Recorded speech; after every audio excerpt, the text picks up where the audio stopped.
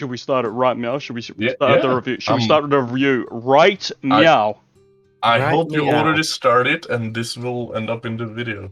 You know it will, baby. Hello, everybody, Hello. and welcome to the Boy Laddie Lads Read the Comics What are you today.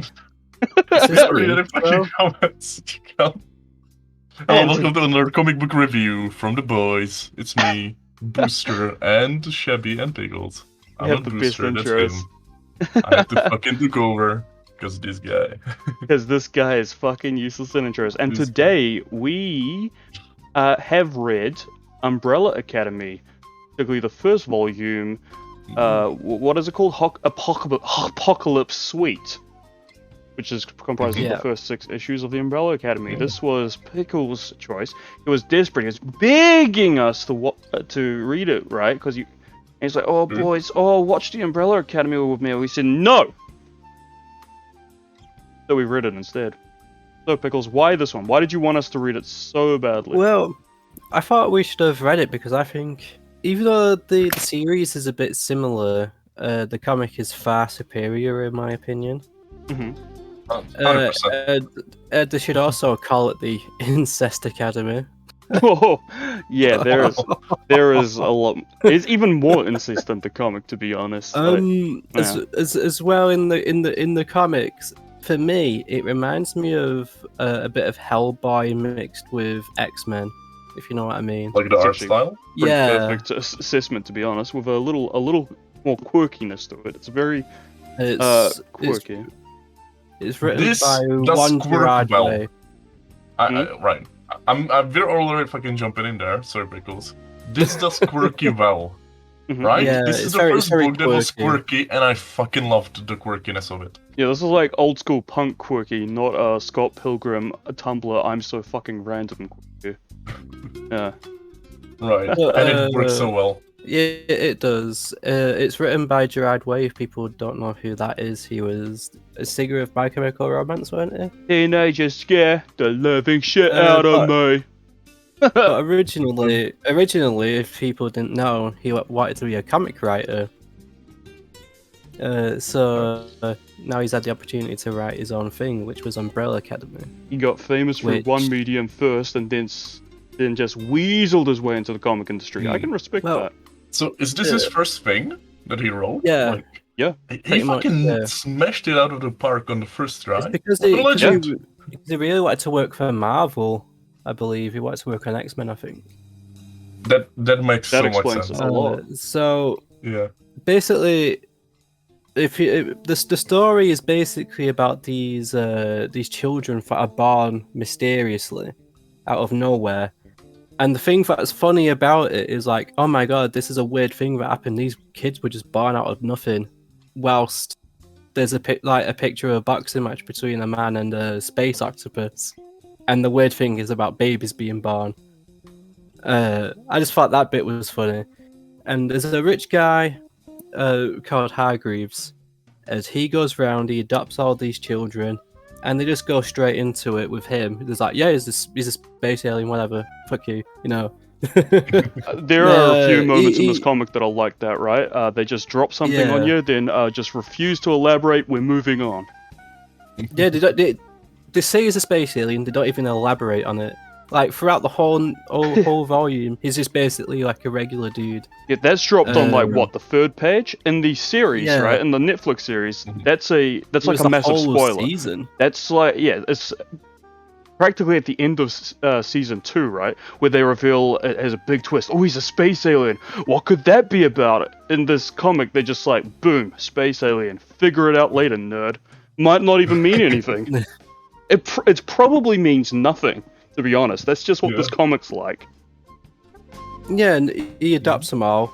He basically wipes their identity and shelters them from the world. And when he was ready, he was like, yeah, I adopted these kids to save the world. And like, for what? And he's like, I'm not going to tell you. Again, refuses to elaborate. Then we see the kids eventually fight the Eiffel Tower. Of which is being possessed, shall I say, by the zombie of the Eiffel Tower architect, I guess. And then we cut into the 9 years into the future. Their, quote unquote dad. He wasn't really dad. He just used them. Dad. He didn't even like being called dad. He was a real prick. He was a like, major asshole. he was like, call me Sir Highgreaves or whatever it was. Yeah, the monocle. He's dead, so they all go to his funeral. Apart from Vanya, who he kept to the side and was like, "You're nothing fucking special, bitch." But one of my favorite things was in the intro page. Immediately there was like number of the kids and like number 1. Super strength, super agility, my favorite, and then like number 7, Vanya. She's a piece of shit, basically. So who gives a fuck? Worthless, disgusting. Yeah, exactly right. Basically, the main plot of the book is to basically figure out what the end of the world's going to be, because I think it's number 5. He comes back and he's like a 10-year-old again. Yeah, he's got he's a 6-year-old man in 10-year-old body, basically. And he was like, yeah, the end of the world comes, and we have to figure out what it is. And it's Vanya, the non-special one. She actually is the most special of all of them, which people could probably guess reading the book. Yeah. But the reveal of it was so funny because it wasn't like even far into the book. It was like, I'm this villain. Guess what? You're gonna kill them all. And she's like, no, I'm not. And she's like, yes, you will. He's like, yes, you will. It's like, don't run after her. I assume she's going to see her family, so she'll be back very soon. Yeah, exactly. The villains knew what was up. He read her book, right? And so she has like one bad interaction with her family. Goes running back to the villains, is like, let's do it, let's destroy the whole fucking world. It's like, wow, this is a likable she is far less redeemable in this comic than she is in the show. Yeah, they do a lot to make her sympathetic. For a reason. Yeah. We don't get much of her character in this book, right? She's just basically a psychopath in volume 1. But they shoot her in the head at the end. Rima has a throat cut, and they both survive. So I assume it's going to carry on into volume 2. Who was your boys' favorite character? Probably number 5. Yeah. Okay. I'd probably be a basic bitch and say 5 or 4. I love Klaus. I love number 5. Klaus is good. Yeah. I'm a Space Boy fan. You're the Monkey Man fan. You would like the big buff dude. Well, speaking of which, the big buff dude, Diego, who's basically the assassin of the group, and he's the Batman. And Vanya, they're all like, and Rima, they're all like incest. We can't really call it incest because they're not related. Though, so it's okay. They've been brought up to be brothers and sisters. It's what they call each other before. It's potential incest, because what if the force that gave birth to them is kind of like mythical force, So it's like the incest. Spoilers. Wait, what? Okay. I know a thing or two. None of these characters who are in love are related. I'll put that out there. Thank God. It's not incest. I would say they brought up from being babies to adulthood. Yeah. They are always calling each other brother and sister. And then next thing you know, the snogging, I love you, and all that lot. Also, a subtle sadness of Space Boy and Rumor. Gorillas have 2-inch dicks. Oh. Yeah. Poor Rima. That's sad for her. Poor bloke. Yeah. Bet she was looking at him. Bet she was looking at him, going like, "Today is my lucky day." In the bedroom, whips out the 2-incher, and she's like, "Oh." So the Space Boy design is interesting because he has these tubes, right? And they go straight to his spine. He has like 2 on his neck and 2 on his spine, and those are the places the tubes go. I do actually love his design though in the comics. He's got really awesome proportions and then tiny little legs. Right. I love that design so much, and it works in that Mignola-esque art style really well. I will say I didn't care for Ruma that much, to be fair. She was just kind of there. She was kind of underdeveloped. I think the pacing of this comic was very interesting. It was unique, I'd say. Yeah. I feel like it had really good first three quarters, and then at the end it felt kind of wrapped up really quickly, in my opinion. There was kind of this epilogue, and it was like, so this happened, and that's it. Yeah. They kind of do an epilogue where they kind of just do like a "Where are they now?" Basically. I'll tell you boys this then, alright? This first volume, it's a very good setup, right? It gets us all the characters, gets us familiar with them and what they do and what the tone of the book is going to be like, right? Yeah. From volume 2 and onwards, this comic series really expands a lot more. So if you enjoy the first volume to any degree, I really recommend keep on reading. And it's a very easy flip through as well. Same. Very easy flip through. I've read the 3 volumes. There aren't too many panels, there's not too much dialogue, so you guys won't cry. Every time you flick a page of it, I know how you guys are. I'm like, whenever I see dialogue when I flick a page, I'm like red in the face with my vein bursting out my forehead. I'm just illiterate, so that's sad for me. Basically. Yeah. That's really tragic. I just want pretty not pictures, really. I choose not to learn. And it's this art. How do you put it? Would you say it's minimalistic? It's very Hellboy. It's minimalist. Yeah, it's very Magnolia. You know, would you say it's minimalistic? It's stylized. It's just purely shapes. I wouldn't say it's minimalistic. There's still a lot of detail that goes into it. I would say it's more of the cartoony. I would say the more cartoony aspect. Yeah. I'd agree with the minimalistic part, but that doesn't make it any less, interesting to look at. Oh, absolutely not. It looks great. True. It works for what they're going for. Placement of shadows, especially with this art style, is super important. And just like again, Mignola, they do it well over here. They don't shy away from certain topics either. You know, they don't shy away from the violence, the gore, maybe I guess child abuse, because that's what Highgreaves did. Yeah.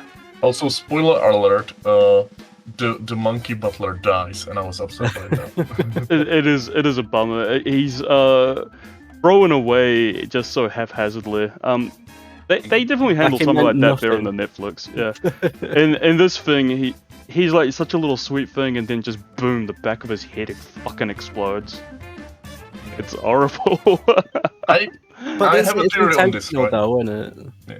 I have a question, because usually in real life, death isn't this grand thing, right? So not everyone gets this goodbye speech as you're dying.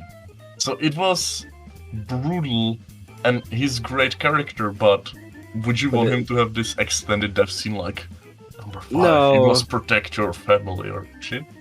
Because that's what he kind of did in the show. It was very like, you're still good. He died. Yeah. But in this comic's like, very snappy paced. It would just blam. It's just like moving on. Yeah.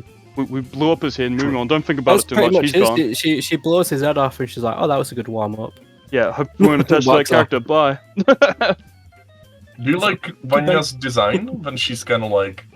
Yeah. When they turn her, the bad guys turn her into like a humanoid violin, basically. Yeah. She's just pure white, has just a few lines to represent a violin. It's a very sleek, very simple design, and it works. You know what she's immediately. As well, though, you could when she looks like that, her facial expression makes her look more crazy as well than what she would do as a normal skinned person. Yeah. I just personally think this book's great.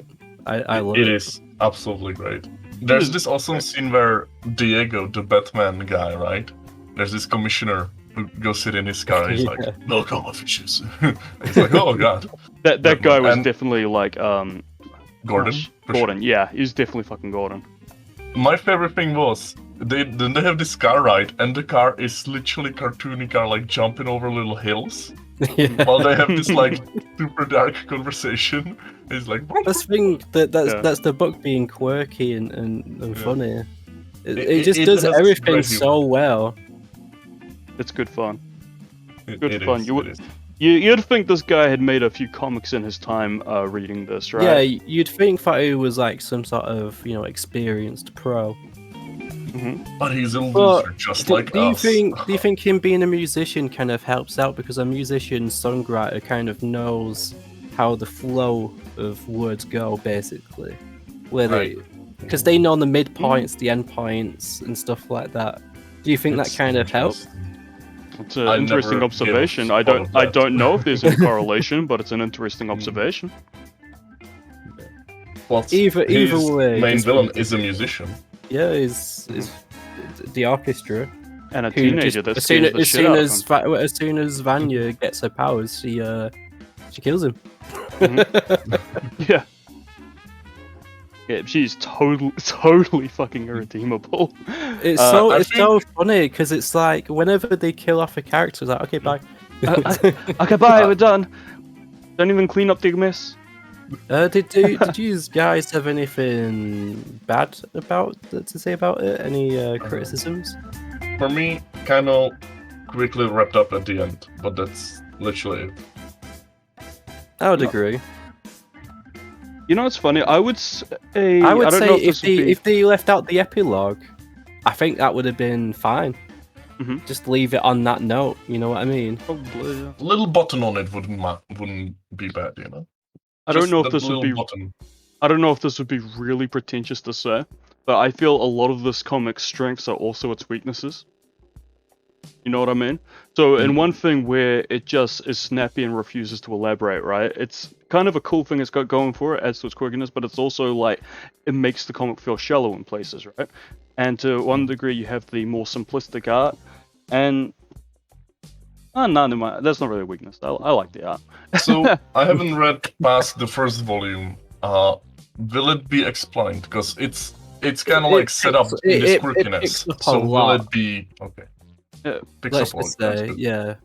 Some stuff are explained, but I think the thing with him being a space alien is never explained. That's just kind of left up in the air forever, as far as I recall. They're gonna explain it eventually, though.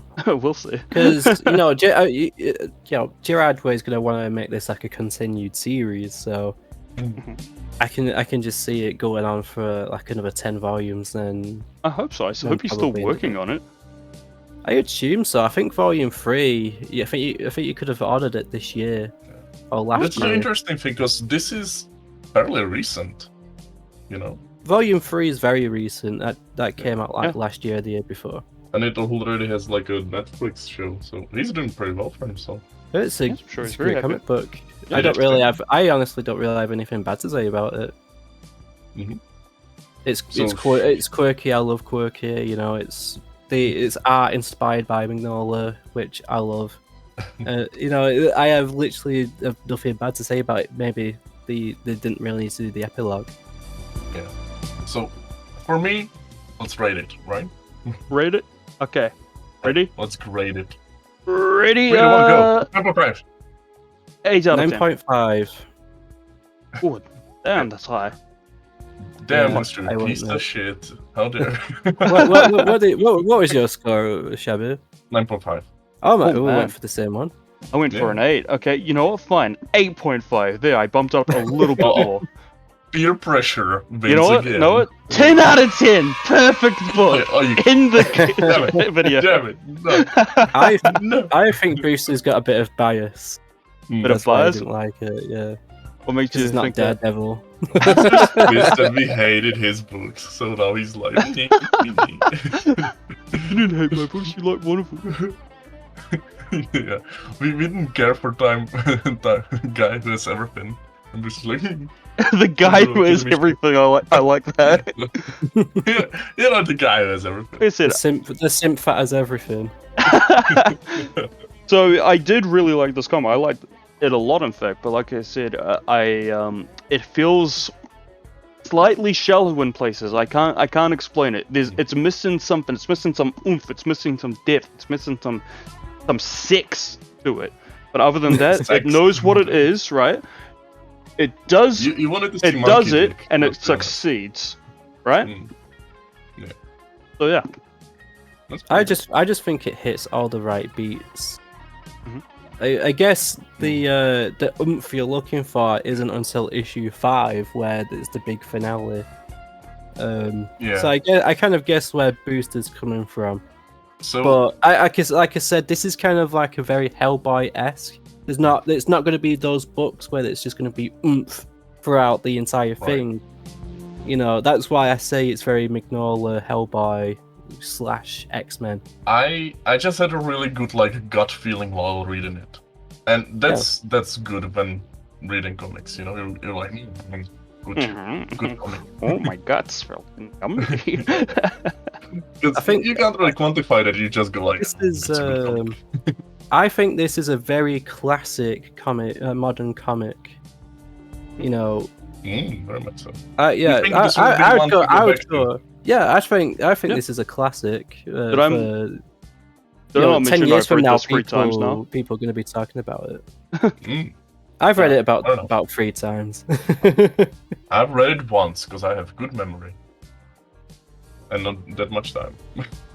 I mean, I read it a while back. That's good. I've been sitting on this one. Yeah, I'm probably gonna go back to it because it genuinely is. Well, you know, whenever we read Volume 2, we'll be reviewing that. Yeah. Oh, there you go. Man, we're an Umbrella the Academy list channel of comics now. we want to read just goes up and up, and it's awesome. That's good. We'll keep going. Keep this going. Comic Boys reviews will go on forever. Yeah. You know, taking some possibly from the audience as well, if you fucking give us good ones. They disgust me. I don't want any of their suggestions. You never know. They might suggest Judge Dredd or something. Or are we done? That's snobbery there. Yeah, I know. I'm a snobby lad. Fair enough. Good. I mean, the British one, of course it is. Anyway, we should probably wrap this one up. Let's wrap it up.